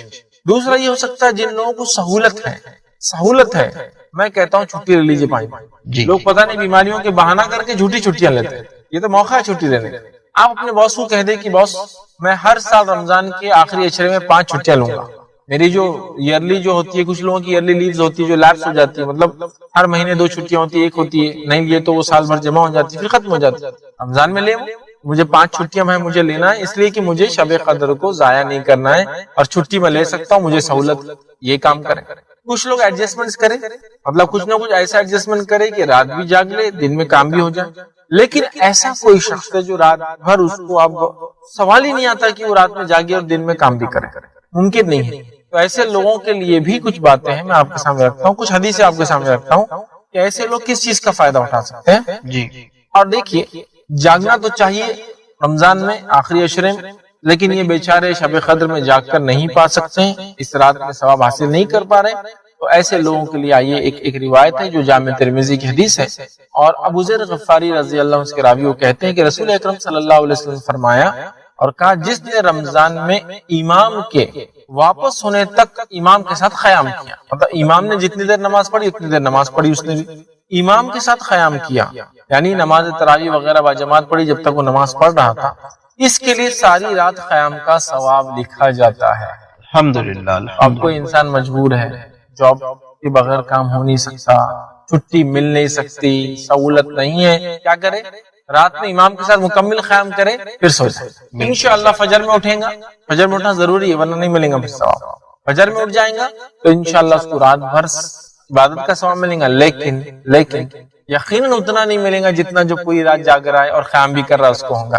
تو لوگ رات میں قیام بھی کرے رات میں جاگ رہے ان کو تو زیادہ ہی ہوگا، لیکن دل چھوٹا نہ کرے ایسے لوگ جو ممکن نہیں ہے، سب کوئی بیمار ہے گھر میں نہیں جا سکتا ہوں رات بھر، صبح جانا ہے ہاسپٹل میں رہنا ہے ان کے ساتھ، تو رات میں قیام کر لے پھر سو جائے، انشاءاللہ اس کو پوری رات اجر ملے گا۔ اسی طرح ایک اور روایت صحیح مسلم کی روایت ہے، عثمان بن عفان رضی اللہ عنہ فرماتے اور کہتے ہیں کہ رسول اللہ صلی اللہ علیہ وسلم کو انہوں نے فرماتے ہوئے سنا، جس نے عشاء کی نماز با جماعت ادا کی گویا اس نے نصف رات قیام کیا، اور جس نے عشاء با جماعت ادا کرنے کے بعد صبح کی نماز مطلب فجر کو با جماعت پڑھ لیا گویا اس نے ساری رات قیام کیا۔ تو یہاں یہ پتا چلا کہ جو عشاء پڑھ لے، ٹھیک ہے، سو جائے اور پھر فجر پڑھ لے تو پوری رات قیام کرنے کا اجر مل جاتا ہے، لہذا شب قدر کے لیے بھی تو یہ لاگو ہے، لیکن ہاں جو رات میں جاگ کر عبادت کرے اس کو تو اسپیشل پریویلیج، اسپیشل ثواب ہے، لیکن جو لوگ مجبور ہیں وہ دل چھوٹا نہ کرے، رات میں عشاء پڑھے، قیام کرے، صبح فجر پڑھے، انشاءاللہ عزیز انہیں بھی جو ہے رات بھر جاگنے کا ثواب ملیں گا۔ اور پھر اللہ تعالیٰ تو نیتوں کو دیکھتا ہے، جس کی نیت خالص تھی کہ وہ اللہ کے لیے عبادت کرے لیکن نہیں کر پایا تو بھی اللہ رب العزت انشاءاللہ عزیز اس کے فضل جود اور کرم سے اس کو بھی اجر شب قدر کا دے سکتا ہے۔ جزاکم اللہ خیر۔ آپ نے بتایا کہ جب تک امام قیام کرے، جب تک رات میں جب تک امام قیام کرتا ہے جب تک قیام کرے، پھر اس کے بعد سو جائے، پھر فجر کی نماز با جماعت پڑھے تو انشاءاللہ اس کو پوری رات عبادت کرنے کا ثواب ملے گا۔ تو عام طور پہ دیکھا گیا کہ شب قدر میں تراویح کی نماز تو عشاء کی نماز کے بعد ہو جاتی ہے، بٹ لیکن وتر کی نماز ہے جو آخری پہر میں پڑھی جاتی ہے، وہ بھی جماعت کے ساتھ۔ تو اب ایسا شخص وتر کی نماز تک کا انتظار کرے یا تراویح کی نماز پڑھ کے سو جائے؟ دیکھیے اگر کسی جگہ ایسا ہوتا ہے کہ رات میں قیام کے بعد وہ وتر کی نماز لیٹ پڑھتے ہیں، لیکن اب یہ صاحب کو تو سونا ہے، صبح جاب کو جانا ہے، وہ کیا کرے امام کے ساتھ جتنی اتنی پڑھ لے، پھر اپنی وتر پڑھ کے پھر سو جائے، کیونکہ وتر پڑھے بغیر نہ سو، ورنہ ہو سکتا ہے سحر میں لیٹ ہو جائے، وتر چھوٹ جائے، اور وتر یہ جو ہے بہت اہم نماز ہے، تو لہٰذا وہ کیا کرے امام کے ساتھ پورا قیام کرے، اس کے بعد اپنی وتر پڑھے اور پھر اس کے بعد انشاءاللہ عزیز۔ جزاکم اللہ خیر۔ آپ سب شب قدر کے تعلق سے ہم نے کئی باتیں دیکھی، یہ اتنی اہم رات ہے اور 1000 مہینوں کی عبادت سے بہتر ہے۔ اب کوئی شخص ایسا ہے جس کے سامنے یہ رات آئی، جس نے یہ رات پائی اور پھر بھی اس سے فائدہ نہیں اٹھایا، سو گیا، سستی غفلت نہیں کرنا ہے، تو ایسے شخص کے لیے کیا وعید ہے؟ دیکھیے ایسا شخص جو شب قدر کو پا کر فائدہ نہ اٹھائے وہ بد نصیب انسان ہے۔ آئیے یہ میں نہیں کہہ رہا ہوں، نبی اکرم صلی اللہ علیہ وسلم کی ایک روایت، ایک حدیث دیکھتے ہیں، اور حدیث کے الفاظ اس طرح سے ہیں، یہ ابن ماجہ کی روایت ہے، انس بن مالک رضی اللہ عنہ فرماتے اور کہتے ہیں کہ رمضان آیا تو رسول اکرم صلی اللہ علیہ وسلم نے فرمایا، مطلب رمضان آتے ہی آپ نے فرمایا، یہ آخری عشرے کا انتظار نہیں ہو رہا ہے، شب قدر کی اہمیت پتہ چل، رمضان آیا تو آپ صلی اللہ علیہ وسلم نے صحابہ سے فرمایا، یہ جو مہینہ تم پر آیا ہے اس میں ایک رات ایسی ہے جو قدر اور منزلت اہمیت کے اعتبار سے 1000 مہینوں سے افضل اور بہتر ہے، جو شخص اس کی سعادت حاصل کرنے سے محروم رہا وہ ہر بھلائی سے، ہر خیر سے محروم رہا، اور پھر فرمایا نیز فرمایا، آگے فرمایا لیلۃ القدر کی سعادت سے صرف بد نصیب ہی محروم رہتا ہے۔ تو جو لیلۃ القدر کی سعادت سے محروم رہا وہ تمام خیر سے محروم رہا، مطلب وہ ہر قسم کے خیر سے وہ دور ہو گیا۔ نبی اکرم صلی اللہ علیہ وسلم جو درود بھیجتا ہے، مسند احمد کی روایت ہے جو عبداللہ بن عمر رضی اللہ عنہ اس کے راوی اور کہتے ہیں، فرماتے ہیں جس شخص نے رسول اللہ صلی اللہ علیہ وسلم پر ایک مرتبہ درود پڑھا اللہ تعالیٰ اس کے فرشتے اس پر 70 مرتبہ درود بھیجتے ہیں. جس شخص نے 1 مرتبہ اللہ کے رسول صلی اللہ علیہ وسلم پہ درود بھیجا، اللہ اور اس کے فرشتے 70 مرتبہ درود مطلب بمانا دعا اس کے لیے 70 مرتبہ دعائیں بھیجتے. پس بندہ اس کو چاہیے تو اس کو کم کرے، چاہے تو زیادہ کرے. اب بندے کے اوپر ہے وہ کتنی دعا چاہتا ہے اور کتنی نہیں. جتنا زیادہ دعا چاہتا ہے اتنا زیادہ درود بھیجے، جتنی کم دعا چاہتا ہے اتنا کم درود بھیج دے. تو اب بندے کے اوپر معاملہ ہے. تو ہمیں چاہیے نبی اکرم صلی اللہ علیہ وسلم پر بکثرت درود بھیجے، بکثرت جتنا ہو سکتا ہے، اس لیے کہ 70 مرتبہ اللہ اور اس کے فرشتے درود بھیجتے ہیں جو نبی اکرم صلی اللہ علیہ وسلم پہ درود بھیجتا ہے. آئیے ایک واقعہ سنیے. جو ہے ابی بن کعب جو ہے رضی اللہ عنہ جو ہے وہ فرماتے ہیں، جامع ترمذی میں روایت آتی ہے، وہ ایک مرتبہ اللہ کے رسول صلی اللہ علیہ وسلم کے پاس حاضر ہو کہا کہ میں نے کہا اللہ کے رسول صلی اللہ علیہ وسلم میں بہت زیادہ درود پڑھنا چاہتا ہوں، تو آپ میری رہنمائی کریں کہ میں اپنی دعاؤں کے کتنے حصے کو درود پر مشتمل کروں اور کتنے حصے میں اپنے لیے دعا مانگوں. اور پھر انہوں نے کہا اور میں کتنا حصہ مخصوص کروں دعاؤں کے لیے، کتنا حصہ آپ کے لیے. تو آپ نے فرمایا تو جت قدر چاہے اتنا، جتنا پسند کرے. تو انہوں نے فرمایا صحابی نے کیا 1/4 1/4 حصہ میں اپنی دعاؤں کا درود کے لیے مخصوص کر دوں؟ تو آپ نے فرمایا ٹھیک ہے، جس قدر تو چاہے، تمہارے لیے تو بہتر ہوگا. تو پھر انہوں نے کہا کہ اللہ کے رسول کیا آدھا میں کروں؟ تو آپ نے کہا تم جس قدر پسند کرو، لیکن اگر اس سے زیادہ کرو اور اچھا ہے. پھر انہوں نے کہا کہ اللہ کے رسول صلی اللہ علیہ وسلم 2/3 2/3 میں اگر دعائیں کروں، مطلب درود بھیجو اور باقی دعا. تو آپ نے فرمایا تم جس قدر پسند کرو حصہ مخصوص کرو گے، لیکن جتنا زیادہ کرو گے تمہارے لیے ٹھیک ہوگا. تو انہوں نے فرمایا کہ اللہ کے رسول میں اپنی دعا کے بجائے صرف آپ پہ درود ہی بھیجتا ہوں، کیونکہ آپ نے پاؤ کہا تو آپ نے کہا زیادہ کرے تو بہتر ہے، میں نے آدھا کہا تو آپ نے کہا زیادہ کرے تو بہتر ہے، میں نے 2/3 کہا تو آپ نے کہا زیادہ کرے تو بہتر ہے. اب میں کیا کرتا ہوں، صرف آپ پہ درود بھیجتا ہوں. تو آپ نے فرمایا کہا تو پھر تو تمہارے غموں کی کفایت کی جائے گی. اگر تم نے صرف میرے اوپر درود ہی بھیجا اور دعا اپنے لیے نہیں مانگی تو پھر تو تمہارے غموں کی اللہ کفایت کر جائے گا، جتنے غم اور پریشان کفایت کر جائیں گی اور گناہوں کو معاف کر دیا جائے گا. تو اس حدیث سے پتہ چلا نبی اکرم صلی اللہ علیہ وسلم درود بھیجنے سے غموں کی کفایت ہو جاتی ہے، ہر غم اللہ دور کر دیتا ہے اور اللہ تعالیٰ جو ہے ہمیں ہمارے گناہوں کو معاف کرتا ہے. تو ہمیں چاہیے کثرت سے نبی اکرم صلی اللہ علیہ وسلم درود بھیجے. دنیا کا بھی فائدہ اور آخرت کا فائدہ، دعائیں قبول ہو رہی ہے، معافی بھی مل رہی ہے، فرشتے بھی دعا کرے، اللہ بھی درود بھیج رہا ہے. اور 70 مرتبہ ایک بار بھیجو، 70 مرتبہ اللہ اور اس کے فرشتوں کی دعائیں. اسی طرح جو ہے معنی یہ ہے کہ وہ عمل جو انسان خوشی سے، یہ سب سے اہم چیز. اور اس بات کا پتہ اس حدیث سے بھی پتہ چلتا ہے اور یہ ایک فضیلت بھی ہے اس کی. فضیلت یہ ہے کہ فرض نماز اگر مکمل نہ ہو تو نوافل اس فرض کے نقص کو ختم کر دیں گے انشاءاللہ، یا اس کی بھرپائی کر دیں. نفل نماز کی پہلی فضیلت یہ کہ اگر فرض نماز میں کوئی کمی بندے سے ہو جائے تو اس کے نقص کی بھرپائی کر دیں گی. اور یہ کتنی اہم ہے وہ بات بھی اس سے پتہ چلتی ہے حدیث کے اندر. یہ حدیث کے اندر آئی حدیث اس طرح سے، اور نبی کریم صلی اللہ علیہ وسلم فرماتے ہیں، اور تمیم الداری رضی اللہ عنہ اس حدیث کے راوی وہ کہتے ہیں اور فرماتے ہیں، اور یہ روایت ابو داؤد اور جو ہے ابن ماجہ اور جو ہے سلسلۃ الاحادیث صحیحہ کے اندر موجود ہے. آپ صلی اللہ علیہ وسلم فرماتے ہیں روز قیامت بندے سے جس چیز کا سب سے پہلے حساب لیا جائے گا وہ اس کی نماز ہے. روز قیامت بندے سے سب سے پہلے جس چیز کا حساب لیا جائے گا وہ اس کی نماز ہے. تو اس سے میں سمجھتا ہوں حدیث میں فضیلت کے ساتھ ساتھ نماز کی اہمیت بھی شامل ہے کہ سب سے پہلے حساب روز قیامت جو مجھے اور آپ کو اللہ تعالیٰ کے سامنے دینا ہے وہ حساب کس چیز کا ہوگا؟ صلاۃ، نماز کا ہونے والا ہے. تو نبی اکرم صلی اللہ علیہ وسلم فرما رہے روز قیامت بندے سے جس چیز کا سب سے پہلے حساب لیا جائے گا وہ اس کی نماز ہوگی. اگر اس نے اسے مکمل کیا ہوگا تو اس کے لیے مکمل لکھ دی جائیں گی، اگر کمپلیٹلی اس نے ادا کیا ہوگا وہ لکھ دی جائیں گی. پھر نبی اکرم صلی اللہ علیہ وسلم فرماتے ہیں اور اگر اس نے اسے مکمل نہیں کیا ہوگا تو اللہ تعالیٰ فرشتوں کو حکم دیں گا ذرا دیکھو میرے بندے نے کوئی نفل نماز بھی پڑھی ہے، ذرا دیکھو میرے بندے نے کیا کوئی نفل نماز بھی پڑھی ہے یا نہیں. ٹھیک ہے، اگر نفل نماز پڑھی ہے تو اس کے ذریعے اس کے فرض نمازوں کو مکمل کر دو. پھر زکوٰۃ کا اور اس کے بعد تمام اعمال کا بھی حساب اسی طرح سے لیا جائے گا. نماز اور نفل نماز کی فضیلت میں جو پہلی بات آ رہی ہے وہ یہ ہے کہ روز قیامت سب سے پہلے حساب فرض نمازوں کا ہونے والا ہے. اگر فرض نمازوں میں کوئی کوتاہی اور کمی ہوں گی تو اللہ تعالیٰ فرشتوں کو کہیں گا کہ اس بندے نے میرے کوئی نفل پڑھی ہے لاؤ فرشتے اس کا نام اعمال لکھیں گے. اگر نفل پڑی ہوں گی تو لائی جائیں گی اور وہ نفل انشاءاللہ العزیز ہماری فرض کی کوتاہیوں، کمزوریوں، کمی، نقص کو پورا کر دیں گے. اور اس کے بعد دیگر اعمال، زکوٰۃ اور دیگر اعمال اس کے بعد ایک کے بعد ایک آئیں گے. تو یہاں میں سمجھتا ہوں اس حدیث سے یہ بات تو واضح ہوگی نماز کی کیا اہمیت ہے، اور یہ بات بھی بالکل میں سمجھتا ہوں کلیئر ہو گئی کہ نفل نماز کی کیا ہے. دونوں باتیں ایک حدیث میں ایک ساتھ آ گئی. سب سے پہلے حساب، جیسا کہ ہم جانتے ہیں یہ اللہ کے حقوق میں سب سے پہلا حساب نماز کا ہے، لیکن بندوں کے حقوق میں سب سے پہلے کس چیز کا حساب ہوگا پتا ہے آپ کو؟ بندوں کے حقوق میں سب سے پہلے حساب خون کا ہوگا. کسی کا ناحق خون تو نہیں بہانا. اور اللہ کے حق میں سب سے پہلا حساب نماز، فرض نہ ہوں گی تو اس سے نفل سے اس کی بھرپائی کی، پھر زکوٰۃ، اور پھر اس کا دیگر اعمال اور دیگر اعمال. اس کا مکمل ہونا ضروری ہے، اس لیے کہ اللہ پوچھیں گا کیا اس کی فرض مکمل ہے؟ اگر نہیں ہے تو دیکھو اس کے کوئی نفل ہے کیا.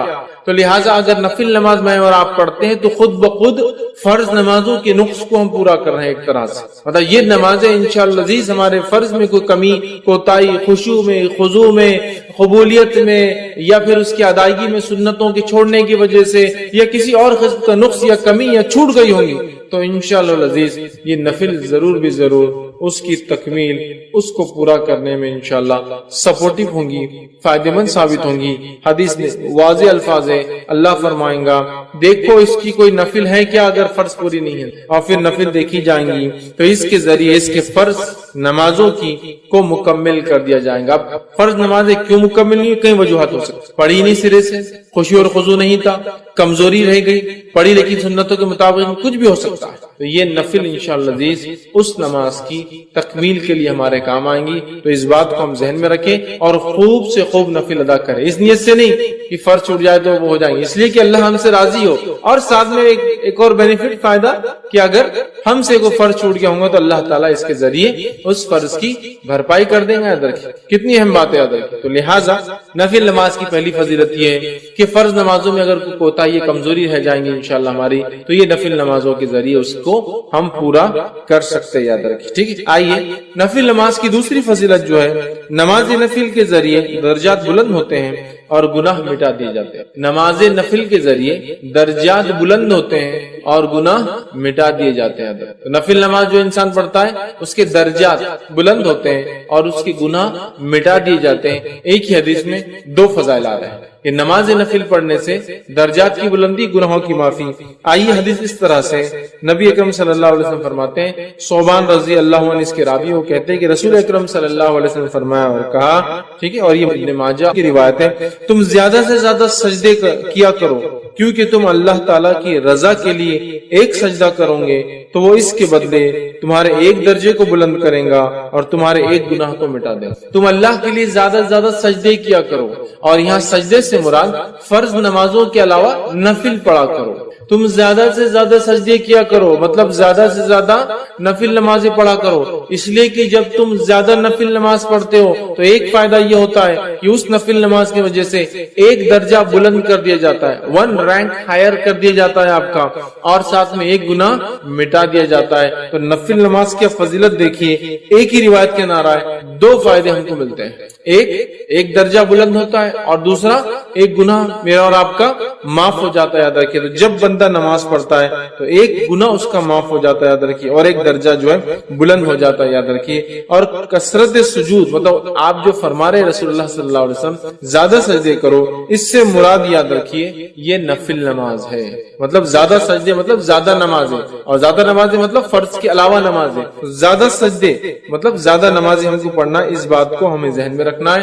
خود نبی اکرم صلی اللہ علیہ وسلم کس کثرت سے نماز پڑھا کرتے تھے ہم سب جانتے ہیں. کس کثرت سے آپ نماز پڑھتے تھے ہم سب جانتے ہیں. اتنی آپ فرض کے علاوہ نفل نماز پڑھتے کہ آپ کے جو ہے پیر سوج جاتے ہیں، ورم آ جاتا ہے جس کا ہم زبان میں. اتنی کثرت سے آپ نماز ادا کرتے کہ آپ کے پیر پھٹ جاتے مطلب کھڑے رہنے کی وجہ سے. آپ اتنی کثرت سے نفل نماز پڑھتے کہ رات بھر آپ کبھی جاگتے. آپ اتنی کثرت سے نفل نماز پڑھتے، اتنی لمبی پڑھتے کہ کچھ روایتوں میں آتا سورۃ البقرہ، سورہ آل عمران اور سورہ نساء 3 सूरतें एक नमाज में पढ़ लेते हैं, समझ रहे। आखिर उम्र में नबी अकरम सल्लल्लाहु अलैहि वसल्लम के ताल्लुक से आयशा फरमाती आप इस कसरत से नमाज के आदी थे कि आखिर उम्र में भी आप नमाज पढ़ते, चूंकि खड़े होने की ताकत नहीं थी तो आप बैठ कर नमाज पढ़ा करते। मतलब नबी अकरम सल्लल्लाहु अलैहि वसल्लम खड़े रहकर ही नमाज पढ़ते, लेकिन जब आखिरी वक्त था, आप बूढ़े हो गए, तो रात में जब आप नफिल पढ़ते थे तो बैठकर पढ़ा करते थे, इसलिए खड़े रहने की आप में ताकत नहीं थी। इस चीज को भी समझना चाहिए कि अल्लाह के रसूल सल्लल्लाहु अलैहि वसल्लम किस कसरत से नफिल पढ़ते हैं। बहरहाल यहाँ फरमा रहे हैं नफिल नमाज पढ़ने का पहला फायदा ये कि हमारा एक दर्जा बुलंद हो जाता, और दूसरा फायदा ये कि एक गुनाह हमारा मिटा दिया था, मतलब डबल बेनिफिट। एक तो दर्जा बुलंद हो रहा है और एक जो दर्जा नीचे ले जाने की चीजें गुनाह वो भी माफ हो रहा है ना। तो एक तरह देखा तो डबल दर्जे बुलंद हो रहे हैं, एक तो ऑलरेडी दर्जा बुलंद, फिर गुनाह माफ होने से भी जाहिर सी बात है आदमी का दर्जा बुलंद होता है। तो 2 फायदे हो जा रहे देखिए एक अमल करने से। तो हमें चाहिए हम कसरत से नफिल नमाजों में इजाफा करें, जब हो सकता है पढ़े। बहुत सारी नफिल तो बिल्कुल तय है, पता है, नबी अकरम सल्लल्लाहु अलैहि वसल्लम ने पाबंदी से उसको किया है, जैसा कि तहज्जुद की नमाज का पढ़ना, है ना। इसके अलावा रात में नमाजें आप पढ़ा करते, बल्कि रावी कहते जब रात में देखो नबी अकरम सल्लल्लाहु अलैहि वसल्लम को नमाज पढ़ते हुए देखा गया, इशा के बाद, रात के बीच में और फजर से पहले, मतलब सारी रात नबी अकरम सल्लल्लाहु अलैहि वसल्लम नमाज अलग अलग वक्तों में आप पढ़ते रहे। कुछ मुहद्दिसीन लिखते हैं इसका माना है कि अल्लाह के रसूल सल्लल्लाहु अलैहि वसल्लम तहज्जुद एक वक्त में नहीं पढ़ते थे, मुख्तलिफ औकात में रात के पढ़ते थे, समझ रहा। हर वक्त देखा गया आपको नमाज पढ़ते। हम भी कोशिश करें नमाज पढ़े, इससे हमारे इंशाअल्लाह दर्जे बुलंद होंगे और गुनाह हमारे माफ होंगे। तीसरी चीज नफिल नमाज की जो फजीलत और फायदा वो ये है कि कसरत नफिल नबी अकरम सल्लल्लाहु अलैहि वसल्लम के साथ जन्नत में दाखिल होने की वजह बनेगा। सुभान अल्लाह। कसरत नफिल नमाज को ज्यादा पढ़ना नबी अकरम सल्लल्लाहु अलैहि वसल्लम के साथ जन्नत में दाखिल होने का सबब या वजह बनेगा। कितनी बड़ी बात है। आइए हदीस इस तरह से रबी बिन काब असलमी रजी अल्लाह अन्हु फरमाते और कहते हैं, ये सही मुस्लिम की रिवायत है, आपने फरमाया और कहा कि एक मर्तबा वो रसूल अकरम सल्लल्लाहु अलैहि वसल्लम के साथ खिदमत में थे रात में, और नबी अकरम सल्लल्लाहु अलैहि वसल्लम जब रात में उठे तो उस रात आपने वजू का इंतजाम किया रसूलुल्लाह सल्लल्लाहु अलैहि वसल्लम की, और जो चीजें अल्लाह के रसूल सल्लल्लाहु अलैहि वसल्लम को लगती थी वो सारी चीजों का इंतजाम किया। तब नबी अकरम सल्लल्लाहु अलैहि वसल्लम ने उनसे एक सवाल किया, और सवाल करके ये कहा और फरमाया अल्लाह के रसूल ने कि सवाल करो। मैंने कहा, मतलब आप सल्लल्लाहु अलैहि वसल्लम से कहा सवाल करो। वो रात में उठते थे, नबी अकरम सल्लल्लाहु अलैहि वसल्लम की खिदमत करते थे। एक रात जब उन्होंने पानी वजू का तैयार किया, नबी अकरम सल्लल्लाहु अलैहि वसल्लम की जरूरत की चीजें तैयार की, तब नबी अकरम सल्लल्लाहु अलैहि वसल्लम ने उनसे कहा सवाल करो मुझसे, कुछ मांगो मुझसे, क्या चाहते हो ताकि मैं तुम्हारे लिए दुआ करूं। तो इन्होंने कहा और कहा कि मैं आप सल्लल्लाहु अलैहि वसल्लम से इस बात का सवाल करता हूँ, मैं जन्नत में आपके साथ दाखिल। तो मेरा सवाल आपसे ये जो आप मुझे सवाल करो, मेरा सवाल ये है कि मैं चाहता हूँ कि आप अल्लाह से दुआ करें कि मैं जन्नत में आपके साथ दाखिल। आप सल्लल्लाहु अलैहि वसल्लम ने फरमाया कोई और सवाल? तो उन्होंने कहा बस यही मेरा एक सवाल है, यही आप दुआ कर दीजिए अल्लाह से। आप सल्लल्लाहु अलैहि वसल्लम ने फरमाया तुम कसरत से सुजूद के जरिए अपनी नफ्स पर मेरी मदद करो, मतलब अगर तुम चाहते हो कि तुम्हारी ये दुआ कबूल हो तो तुम कसरत से सुजूद, कसरत से नफिल नमाज पढ़ो, तो इंशाअल्लाह अजीज मैं तुम्हारे लिए फिर ये दुआ करूंगा, या ये नमाज तुम्हारे लिए इंशाअल्लाह वसीला बन जाएंगी मेरी दुआ के साथ कि तुम जन्नत में मेरे साथ जाओ। तो नबी अकरम सल्लल्लाहु अलैहि वसल्लम के साथ जन्नत में जाने का वसीला और तरीका वो ये है कि हम कसरत से सजदे करें, और कसरत सुजूद से यहाँ मुराद नफिल नमाज में इजाफा है। समझ रहा? कसरत सुजूद से मुराद नहीं कि आप अलग से सजदे करें नमाज के, नमाज से अलग भी सजदे होते हैं, सजदा तिलावत होता है, सजदा शुक्र होता है, लेकिन इसके अलावा कोई सजदा नहीं नमाज से हटकर, ठीक है।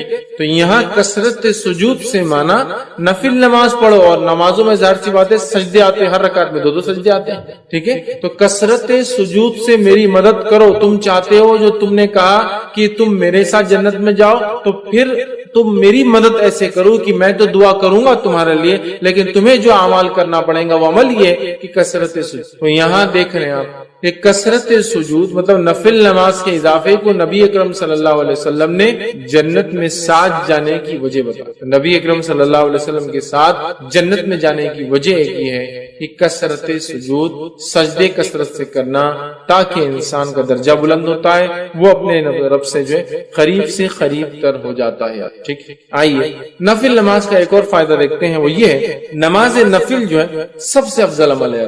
अमाल में अगर देखें नमाज नफिल सबसे अफजल है, और ये बात हम सब जानते हैं। नफिल अमाल में सबसे अफजल अमल तहज्जुद का पढ़ना है, और वो भी एक नफिल है। रात की नमाज फर्ज नमाज से हटकर जो भी है सब नफिल में दाखिल। समझ रहे बात को? और हम जानते हैं کہ نفل میں سب سے افضل نفل کیا ہے؟ تہجد کی نماز ہے نا. تو نمازوں میں یا جس کو نوافل کے اندر سب سے افضل عمل کیا ہے؟ وہ نماز کا پڑھنا ہے. کیونکہ نفل میں سب سے افضل نفل خود ایک نماز یہ تہجد کی نماز. ٹھیک ہے. آئی حدیث طرح سے ثوبان رضی اللہ عنہ فرماتے اور کہتے ہیں، ابن ماجہ کی اور سلسلۃ الاحادیث صحیحہ کی ایک روایت ہے، ثوبان رضی اللہ عنہ فرماتے اور کہتے ہیں نبی اکرم صلی اللہ علیہ وسلم نے ارشاد فرمایا اور کہا، تم استقامت اختیار کرو اور تم ہرگز اس کی طاقت نہیں رکھو گے، اور اس بات پر یقین کر لو کہ تمہارا بہترین عمل نماز پڑھنا ہے، اور ایک سچا مومن ہمیشہ وضو کی حالت میں رہتا ہے. تمہارا سب سے بہترین عمل کیا ہے؟ نماز پڑھنا ہے. اور آپ صلی اللہ علیہ وسلم دیکھیے کیا کہا، وَاعْلَمُوا أَنَّ خَيْرَ أَعْمَالِكُمْ، اس بات کو جان لو کہ تمہارے اعمال میں سب سے خیر عمل جو ہے وہ کیا ہے؟ اعمالکم الصلاۃ و نماز. تو تمہارے عمل میں سب سے افضل عمل، سب سے خیر عمل کون سا ہے؟ وہ نماز ہے. اسی لیے میں نے کہا نوافل میں سب سے افضل نفل نماز ہے، چونکہ ہم خود جانتے ہیں تہجد سب سے افضل نفل ہے، وہ بھی ایک نماز ہے. تو ہمیں اس میں بہت بڑھ چڑھ کر حصہ لینا ہوگا.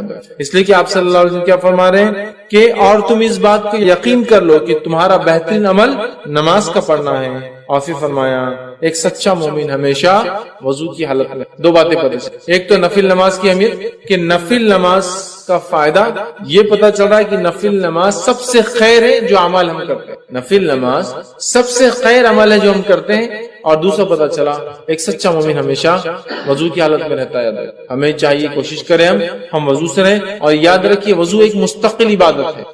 وضو ایک مستقل عبادت ہے. اس کا کیا معنی ہے؟ اس کا معنی یہ ہوا کہ وضو ہر حال میں کیا جا سکتا ہے. یہ الگ بات ہے کہ کچھ وضو سے نماز نہیں پڑھی جائیں گی کیونکہ آپ اس حالت میں ہوتے کہ نماز پڑھی جائے، کیونکہ آپ کو غسل نہیں ہے، لیکن اس حالت میں وضو کیا جائے گا کیونکہ وضو ایک مستقل عبادت ہے. اس کی دلیل نبی اکرم صلی اللہ علیہ وسلم کے تعلق سے آتا ہے کہ نبی اکرم صلی اللہ علیہ وسلم جب جنوبی حالت میں ہوتے آپ پر غسل واجب ہوتا اور اس کے بعد آپ نہاتے نہیں، لیکن صبح اٹھ کے نہانے والے ہوتے تو آپ وضو کر کے سوتے. اگر وضو خالی نماز کے لیے خاص ہوتا، الگ سے عبادت نہیں ہوتی، تو آپ صلی اللہ علیہ وسلم وضو کرنے کی کیا ضرورت ہے سونے سے. اسی طرح آپ صلی اللہ علیہ وسلم دیکھا گیا کہ آپ جنوبی حالت میں ہوتے اور کچھ کھانا پینا چاہتے تو آپ وضو کرتے اور پھر کچھ کھاتے اور پھر.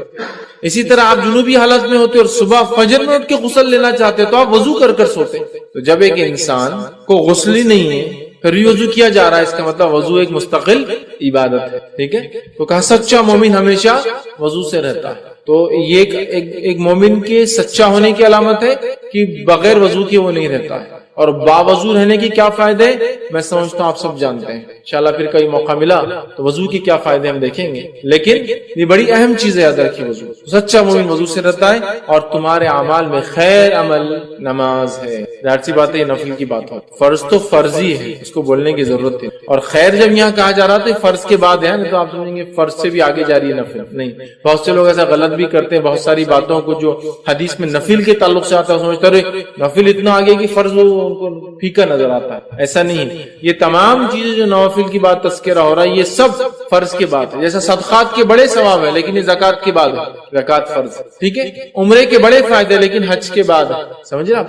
تو یہ فرائض کی بات ہے. نوافل کے بڑے فائدے نماز پڑھنے کے لیکن فرض کے بعد نہیں. تو کوئی پتا چلا فرض ہی نہیں پڑھا اور نوافل پورے ادا کرا چکے اس کو فضیلتیں پتا چل رہی قبول نہیں ہوں گی جب تک فرض نہیں ہو. اسی طرح نفل کا گھر میں پڑھنا گھر میں برکت لانے کا باعث ہے. بہت سارے لوگ بولتے ہیں تنگ دستی ہے، پریشانی ہے نا، برے حال ہے، برکت نہیں ہے، برکت چھن گئی، وقت کی برکت، کھانے کی برکت، اولاد کی برکت، ہر چیز کی برکت چھن گئی ہے. یہ چیز کی گارنٹی یہ چیز کی گواہی تو ہم سب دیں گے. آج برکتیں چھن گئی، بہت ساری برکت یاد رکھو. ہمیں کیا کرنا ہے؟ اس بات کو سمجھنا ہے کہ نفل نماز گھر میں برکت لانے کا ایک ذریعہ ہے. آئی حدیث اس طرح سے کہ نبی اکرم صلی اللہ علیہ وسلم فرماتے، صحیح مسلم کی روایت ہے اور جابر رضی اللہ عنہ حدیث کے راوی فرماتے اور کہتے ہیں تم میں سے آپ صلی اللہ علیہ وسلم فرمایا وہ کہتے ہیں آپ نے فرمایا تم میں سے کوئی شخص جب مسجد میں نماز پڑھے تو اپنی نماز کا کچھ حصہ اپنے گھر کے لیے بھی رکھے، کیونکہ گھر میں کچھ نماز ادا کرنے سے اللہ تعالیٰ گھر میں خیر و بھلائی کو لاتا ہے، خیر کو لاتا ہے، برکت کو لاتا ہے. آپ سن کیا فرما رہے تم میں سے ہر شخص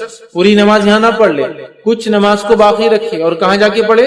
گھر جا کے پڑھے. یہ کس کو کہا جا رہا ہے؟ مردوں کو. عورتیں تو گھر میں نماز عورتیں گھر میں ہی پڑھتی عموماً، لیکن مردوں سے کہا جا رہا ہے تم میں سے کوئی شخص پوری نماز یہاں نہ پڑھے. اور اگر کوئی عورت ہمیشہ مسجد جا کے نماز پڑھتی تو اس کے لیے بھی بات ہو جائیں گی. بہت سارے علاقوں ملکوں میں مسجد میں بالکل نظم ہوتا ہے، اس کے لیے بات ہوگی کہ پوری نماز سے مراد فرض نماز کے علاوہ جو نمازیں پڑھتے ہو ان نمازوں کو پورا مسجد میں نہ پڑھا کرو, کچھ باقی رہنے دیا کرو, اور کہاں پڑھو جا کر, گھر جا کر پڑھا کرو. اور فرمایا اس لیے کہ گھر میں یہ خیر اور بھلائی لانے کا سبب بنتی ہے یہ نماز, تو گھر میں خیر اور بھلائی آتی ہے. اب ان لوگوں کے گھر کا کیا لوں گا جو فرض پڑھتے ہیں, تو نفل تو بات کی بات ہوئی نا. بہت سارے لوگ بتاتے ہیں خیر اور برکت سے وہ محروم ہو چکے ہیں, اس لیے ہم خیر و برکت سے محروم ہو چکے ہیں کہ نماز جیسے افضل عمل کو ہم بالکل دھڑلے سے جو ہے چھوڑ رہے ہیں. نفل تو وہ پڑھیں گا نا جو فرض پڑھتا ہے. تو آج فرض کا کیا حال ہے, کتنے فرض مسلمان نماز پڑھ رہے ہیں مجھے بتانے کی بہرحال ضرورت نہیں. زیادہ سے زیادہ جو نماز سب سے زیادہ دن میں پڑھی جاتی ہے, جو مردوں کا حال ہے, عورتوں کا نہیں جانتا ہوں میں, مردوں کا حال ہے وہی مغرب کی نماز پڑھی جاتی ہے. کیونکہ مسجد بھری ہوتی ہے, اس سے اندازہ ہو جاتا ہے کہ مغرب سب سے زیادہ پڑھی جاتی ہے. کیوں مغرب پڑھتے, شاید اس لیے کہ اذان کے بعد وقت کم ہوتا ہے تو شیطان کو موقع نہیں ملتا شاید بہکانے کا, فوراً وضو کیا اور نماز ہو گئی. اس کے علاوہ نمازوں میں آپ کو لوگ اتنی تعداد میں نظر نہیں آئیں گے, سب سے کم فجر میں, اس کے بعد تھوڑی تعداد ظہر میں آپ کو ملیں گے, اس کے بعد گرمی اگر زیادہ ہے تو اثر میں کم ملیں گے, اور گرمی اگر کم ہے تو اثر میں بھی تھوڑی اور بڑھ جائیں گی تعداد, اور مغرب میں سب سے زیادہ, اور عشاء کے اندر پڑھ لیا نہیں پڑھ لیا. عشاء اور فجر کا عموماً کبھی کبھار ایک جیسا ہوتا ہے سوائے بازاروں کو چھوڑ کے. بازاروں میں عشاء میں بھی کافی لوگ ہوتے ہیں چونکہ وہاں سارے لوگ جمع ہوتے ہیں, لیکن عموماً اکثر علاقوں میں جہاں آبادیاں نہیں ہیں عشاء اور فجر کا حال کچھ ایک جیسے نظر آتا ہے. تھوڑی تھوڑی پبلک بس تھوڑے بہت, جیسا جو محلوں کے اندر مسجدیں ہیں فجر میں 10-15 تو عشاء میں 10-15, یہ حال ہے. تو اندازہ لگائیے کتنے بڑے خیر سے محروم ہے. جب نفل خیر لا سکتا ہے تو فرض کیا کیا لاتا ہوں گا. فرض تو پھر فرض ہی ہے نا. جب اگر نماز جو نفل ہے وہ اتنا کچھ لا سکتی ہے تو جو فرض ہے وہ کیا کچھ نہیں لا سکتی. اس بات کو یاد رکھو. میرا ایک پورا اس پر عنوان تھا نماز کی اہمیت, اور اس میں نے نماز کو پڑھنے کے فائدے اور چھوڑنے کے سارے نقصانات گنوائے. بہرحال نماز بہت بہت بہت بہت افضل چیز یاد رکھیے, اسے نہیں چھوڑنا چاہیے. اور یہاں اللہ کے رسول صلی اللہ علیہ وسلم فرما رہے کچھ حصہ گھر میں پڑھ لیا کرو, اس لیے کہ صحابہ اکثر پوری نمازیں پھر مسجد نبوی میں پڑھ لے رہے تھے. جب اللہ کے رسول نے یہ بات بیان کی تو صحابہ نے پھر اپنے گھروں میں بھی نماز کو پڑھنا شروع کیا, اور نفل مراد سے یاد رکھی, فرض نہیں یاد رکھی. اسی طرح ایک اور روایت میں آتا ہے, یہ روایت جو ہے صحیح مسلم کی ہے, اور اس میں جو ہے زید بن ثابت رضی اللہ عنہ فرماتے ہیں اور کہتے ہیں کہ نبی اکرم صلی اللہ علیہ وسلم نے ارشاد فرمایا کہا, اے لوگو تم اپنے گھروں میں بھی نماز پڑھا کرو, مطلب نفل نماز, کیونکہ آدمی کی سب سے افضل نماز وہ ہے جسے وہ اپنے گھر میں ادا کرتا ہے سوائے فرض نماز کی. آدمی کی سب سے افضل نماز وہ ہے, آدمی کی سب سے افضل نماز وہ ہے جو وہ گھر میں پڑھتا ہے سوائے فرض کے. فرض نہیں, فرض تو مسجد میں پڑھنا ہم پر فرض ہے, سوائے بیمار ہو, مسافر ہو, مسجد نہ ملے, وہ مستثنا ایکسپشنل کیسز. لیکن فرض نماز تو مسجد میں باجماعت ہی پڑھنا ہے. لیکن فرض کے علاوہ جو سب سے بہترین نماز ہے جو انسان پڑھتا ہے, سب سے افضل ہے, وہ ہے جو ایک انسان اپنے گھر میں پڑھتا ہے. مطلب ایک مرد فرض نماز پڑھے مسجد میں, اس کے بعد گھر آئے اور نفل ادا کرے, یہ سب سے افضل ہے. جیسا عورت کی سب سے افضل نماز وہ ہے جو گھر کے اندر, اور گھر کے اندر بھی سب سے اندر کے کمرے میں, سمجھ رہے ہیں, یہ فرض کے لیے کہا گیا. ویسے عورتیں مسجد میں فرض پڑھ سکتی ہے, اس میں کوئی ممانعت کوئی روک نہیں ہے, لیکن سب سے افضل وہ ہے جو گھر کے اندر اور اس کے اندر کے کمرے میں فرض پڑھی جائے. تو مرد کے لیے فرض نماز مسجد میں پڑھنا ہے, لیکن اس کی افضل نماز وہ ہے جو گھر میں نفل پڑھتا ہے. تو لہٰذا مردوں کو چاہیے اگر گھر سے قریب نماز پڑھتے ہو, چلیے بھائی ظہر اور عصر اور مغرب میں تو ہم باہر ہوتے ہیں, تجارت کاروبار میں ہوتے ہیں, عشاء میں اگر آتے ہو تو کم از کم عشاء کی تو پڑھی آ کے, جو فرض ہوگی عشاء کی مسجد میں, یا عشاء کو جانے سے پہلے, عشاء سے پہلے کی 4 گھر میں پڑھ کے جائیے, عشاء مسجد میں پڑھی آپ نے, واپس آ کے گھر میں پڑھی, باقی سب سے افضل ہے. لیکن کوئی ضروری نہیں ہے, اگر لگتا ہے گھر جانے سے چھوٹنے کے چانس ہے, لوگ آئے ہوئے, ایک الگ شکل ہے, لیکن کوشش کرنا چاہیے, اس لیے کہ انسان کی سب سے افضل نماز وہ ہے جو وہ گھر پڑھتا ہے. مطلب ایک مرد کی سب سے افضل نماز گھر میں پڑھتا ہے سوائے فرض نماز کے. فرض اس میں انکلوڈیڈ نہیں ہے, فرض تو مسجد میں ہی پڑھنا, ٹھیک ہے. تو لہٰذا ہم کوشش کریں نماز کا کچھ حصہ نفل ضرور ہم گھر, چاہے نماز کو جانے سے پہلے والے ہوں یا نماز کو جانے کے بعد ہو, یا اس کے علاوہ کوئی نفل نماز. اور اس کا فائدہ یہ کہ بچے بھی دیکھ کر نماز سیکھتے اپنے مردوں سے, ماؤں کو تو دیکھتے ہیں, والد کو بھی دیکھیں گے, اس بہانے مردوں کو بھی دیکھیں گے. اسی طرح صحیح مسلم کی ایک اور روایت ہے, نبی اکرم صلی اللہ علیہ وسلم نے فرمایا اور کہا, اس کے الفاظ ہیں, تم اپنے گھروں میں بھی نماز ضرور پڑھا کرو, مردوں سے آپ کہہ رہے ہیں, کیونکہ آدمی کی بہترین نماز وہ ہے جو اپنے گھر میں پڑھے سوائے فرض نماز. تم میں سے کچھ لوگ یا تم لوگ اپنی نمازوں میں کچھ نمازیں ضرور اپنے گھروں میں پڑھا کرو. یہ نماز کون سی ہے؟ فرض نماز نہیں, یاد رکھے نفل ہے, پڑھا کرو. اس لیے کہ آدمی کی سب سے خیر, سب سے بہترین, سب سے افضل نماز وہ ہے جو وہ گھر میں پڑھتا ہے سوائے فرض کے. فرض نہیں, فرض تو مسجد میں آنا ہے, باجماعت پڑھنا ہے, اس کے علاوہ جو نفل پڑھتے ہو نا گھر میں پڑھو, یہ سب سے افضل نفل, ٹھیک ہے. تو ہم لوگ کوشش کریں, اور رسول اکرم صلی اللہ علیہ وسلم کو دیکھا بھی یہیں گئے, آپ فجر سے پہلے فجر کی 2 رکعت گھر میں پڑھتے ہیں، عائشہ فرماتی ہے رضی اللہ عنہ، پھر آپ مسجد جاتے۔ اسی طرح آپ کے تعلق سے آپ جمعہ کی بات گھر آتے اور 2 کر کے 4 رکعت جو جمعہ کی نماز کی بعد کی نمازیں وہ ادا کرتے۔ تو آپ کو دیکھا گیا خود نبی اکرم صلی اللہ علیہ وسلم گھر آ کر نفل نماز پڑھتے تھے، یہ آپ کو دیکھا گیا، آپ کے خود کا ذاتی عمل تھا۔ آئیے آگے بڑھتے ہیں، نفل نماز کا اور فائدے دیکھتے ہیں۔ نفل عبادت بندے کو، نفل عبادت کرنے سے بندے کی طرف اللہ کی محبت کھینچی چلی آتی۔ جب بندہ نفل نماز پڑھتا ہے تو اللہ کی محبت اس کی طرف کھینچی چلی، اور اس حدیث میں وضاحت بھی ہے، فرض کا مقام بھی بتایا جا رہا ہے لیکن نفل کے فضائل بھی بتایا جا رہا ہے نا، ورنہ اگر صرف نفل کے فضائل دیکھے تو کبھی ہوتا نا ارے فرض نہیں بھی کرے چلتا شاید، یہ جیسا کہ محرم کے 2 روزے رکھ لے تو 1 سال کے گناہ کا کفارہ ہے، ارے پھر تو 1 سال بولے تو اگلے سال کے لیے تو ابھی اس سال کی معاف کرا لیتے، اگلے سال پھر رکھ لیں گے تو یہ سال کی معاف۔ تو کیا نماز نہ پڑھنے سے، فرض روزے نہ رکھنے سے، فرض نماز نہ پڑھنے کے بعد بھی کیا محرم کی 2 روزوں کا اجر و ثواب ملے گا؟ ہرگز نہیں، ہرگز نہیں، ہے نا۔ ذی الحجہ کے اندر جو ہے عرفے کا روزہ 2 سال کے گناہ کا کفارہ ہے، تو کیا وہ شخص جو فرض نمازیں نہیں پڑھتا ہے، فرض روزے نہیں رکھتا ہے، فرض زکات نہیں دیتا ہے، تو کیا اس کو یہ کفارہ ہوگا 2 سال کے گناہوں کا؟ ہرگز نہیں۔ یہ بات میں کیوں کہہ رہا، بہت سارے لوگ نوافل کے فضائل دیکھ کر اتنے خوش ہو جاتے ہیں کہ فرق چھوڑ دیتے ہیں۔ تو یہ حدیث میں دونوں باتیں ایک ساتھ آ رہی ہیں، آپ غور سے سنیے نفل کی اہمیت، غور سے سنیے۔ نبی اکرم صلی اللہ علیہ وسلم فرماتے ہیں، اور بخاری کی روایت، اللہ تعالیٰ فرماتا ہے، حدیث قدسی، اللہ تعالیٰ فرماتا ہے جو شخص میرے دوست سے دشمنی کرتا ہے میں اس کے خلاف اعلان جنگ کر دیتا ہوں۔ کیا فرمایا اللہ تعالیٰ؟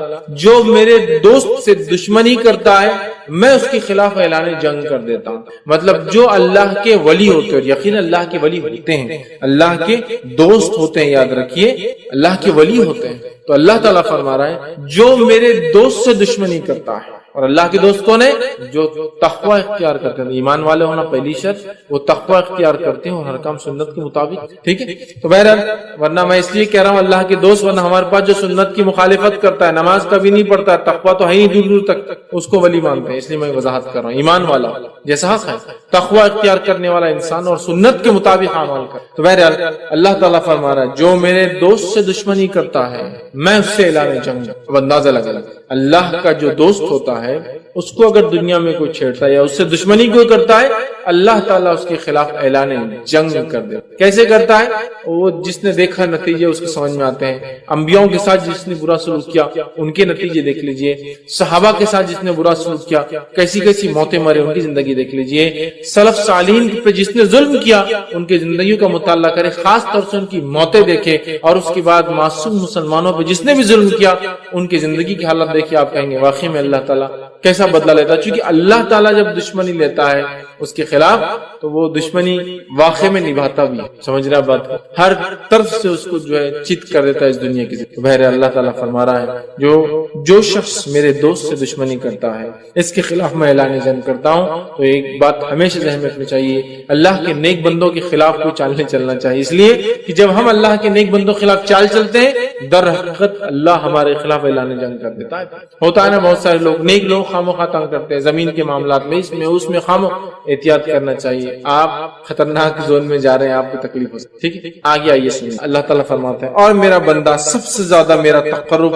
اس چیز کے ساتھ حاصل کرتا ہے جسے میں نے فرض کیا ہے۔ اللہ تعالیٰ فرما رہا ہے میرا بندہ سب سے قریب مجھ سے تب ہوتا ہے جب وہ میری فرض کردہ چیزوں کو پورا کرے۔ اللہ تعالیٰ فرما رہا ہے میرا بندہ میرے سب سے قریب کب آتا ہے؟ جب وہ چیز کرتا ہے جو میں نے اس پر فرض کی ہے۔ تو آپ فرما، اللہ تعالیٰ فرمایا میرا تقرب میرا بندہ سب سے زیادہ حاصل کرتا ہے اس چیز کے ذریعے جو میں نے اس پر فرض کیا ہے، یعنی فرائض کے ساتھ میرا تقرب حاصل کرنا ہی مجھ سے سب سے زیادہ مطلب فرائض کے ذریعے میرا تقرب حاصل کرنا یہ مجھے سب سے زیادہ پسند اللہ اعلان کا۔ آگے آئیے پھر اللہ تعالیٰ فرما رہا ہے حدیث قدسی ہے اور میرا بندہ نوافل کے ذریعے میرا تقرب حاصل کرتا، فرض سے سب سے زیادہ، فرض سے سب سے زیادہ، لیکن نوافل سے بھی کرتا ہے، فرض کے بعد مطلب فرض جو ادا کرتا ہے اس کی نفل قبول ہوتی ہے، بات بھی یاد رکھیں۔ پھر اللہ فرماتا ہے پھر جب اور میرا بندہ نوافل کے ذریعے میرا قرب تقرب حاصل کرتا رہتا ہے یہاں تک کہ میں اس سے محبت کر لیتا ہوں۔ میرا بندہ پہلے تو فرض کرتا ہے، میرا تقرب حاصل کر لیتا ہے، چونکہ فرض سے ہی میں سب سے زیادہ قریب ہوتا ہوں بندوں کی، یہ مجھے سب سے زیادہ محبوب ہے۔ پھر میرا بندہ نفل پڑھتا ہے اور نفل پڑھ کر میرا تقرب حاصل کرتا ہے، اتنا تقرب حاصل کرتا ہے، اتنا تقرب حاصل کرتا ہے کہ میں بھی اس سے محبت کرنا شروع کر دیتا نوافل کے۔ اب آگے سن، تو میں بھی اس سے محبت کر لیتا ہوں، پھر جب میں اس سے محبت کر لیتا ہوں، فرض سب زیادہ اللہ کو پسند نہ ملے، سب زیادہ قریب بندہ فرض سے آتا ہے، لیکن فرض سے جو قریب آنے کے بعد بھی جو نفل پڑھے وہ ٹاپ موسٹ چل جاتا ہے۔ بولنے کا مطلب یہ ایک انسان سے فرض بھی کرے تو اللہ سے قریب ہوتا ہے، لیکن فرض کے بعد جو نفل پڑھے وہ ٹاپ موسٹ لیول تک پہنچ جاتا ہے اللہ کے قریب، اتنا کہ اللہ تعالیٰ اس سے محبت کرنے لگتا ہے۔ اور اللہ فرماتا ہے جب میں اس سے محبت کرنے لگتا ہوں تو میں اس کا کان بن جاتا ہوں جس سے وہ سنتا ہے۔ اس حدیث کو غلط معنی مت دیجیے کہ واقعی میں اللہ اس کے اندر حلول کر جاتا ہے، مطلب وہ وہی باتیں سنتا ہے جو میں چاہتا ہوں کہ وہ سنے، کوئی غلط بات نہیں سنتا۔ اللہ فرماتا ہے میں اس کا کان بن جاتا ہوں جس سے وہ سنتا ہے، اس کی آنکھ بن جاتا ہوں جس سے وہ دیکھتا ہے، اس کی آنکھ بن جاتا ہوں جس سے وہ دیکھتا ہے۔ عثمان بن عفان رضی اللہ عنہ فرمایا کرتے تھے کہ مومن کی فراست اس کی نظروں سے بچا کرو، اس لیے کہ مومن جو ہوتا ہے نا اس کی آنکھوں سے چیزوں کو پہچان لیتا ہے۔ بہت سارے سلف کے واقعات ہیں، لوگوں کو، چہروں کو، ان کی حالت دیکھ کر پہچان لیتے تھے کیا پرابلم ہے، اس لیے نہیں کہ ان کو غائب کہتا نعوذ باللہ، لیکن اللہ تعالیٰ نے ان کو وہ صلاحیت دے دی۔ ہوتا ہے نا لوگ بولتے رہے ڈاکٹر ہاتھ لگا دے تشخیص کر لیتا ہے، چہرہ دیکھتے انہوں نے پہچان لیا کیا ہوگا، یا سوال کرتے دیکھو جواب وہی آیا جو سوال تھا، حالانکہ اس میں یہ بات نہیں کہی گئی تھی، یہ ساری چیز ٹھیک ہے۔ تو یہاں دیکھیے اللہ کے رسول صلی اللہ علیہ وسلم کیا فرما رہے کہ اللہ تعالیٰ فرما رہا ہے میں اس کی آنکھ بن جاتا ہوں جس سے وہ دیکھتا ہے، اس کا ہاتھ بن جاتا ہوں جس کے ذریعے وہ پکڑتا ہے، مطلب وہی دیکھتا ہے جو اللہ چاہتا ہے، وہی سنتا ہے جو اللہ چاہتا ہے، وہی پکڑتا ہے جو اللہ چاہتا ہے۔ مطلب مومن ہر وہ کام نفل کے ذریعے اللہ سے محبت حاصل کر کے اللہ اس کے ریٹرن میں اس کو ہر وہ چیز کرواتا ہے جو اس کا رب اس سے صرف پسند کرتا ہے، اس کے علاوہ نہ کچھ سنتا ہے، نہ کچھ دیکھتا ہے، نہ کچھ پکڑتا ہے۔ تو میں اس کا ہاتھ بن جاتا ہوں جس کے ذریعے وہ پکڑتا ہے، اور اس کا پاؤں بن جاتا ہوں جس کے ذریعے وہ چلتا ہے۔ مطلب مومن چلے گا بھی تو سیدھے راستے پر، چونکہ اب وہ غلط راستے پر نہیں جائے گا، چونکہ نفل کے ذریعے وہ اللہ کی محبت حاصل کر چکا ہے۔ اللہ کی محبت جو بندہ حاصل کر لیتا ہے اس کا رب کا فضل اس پہ یہ ہوتا ہے کہ ہر وہ کام کرتا ہے جو اس کا رب چاہتا ہے، اس کے علاوہ وہ کچھ نہیں کرتا۔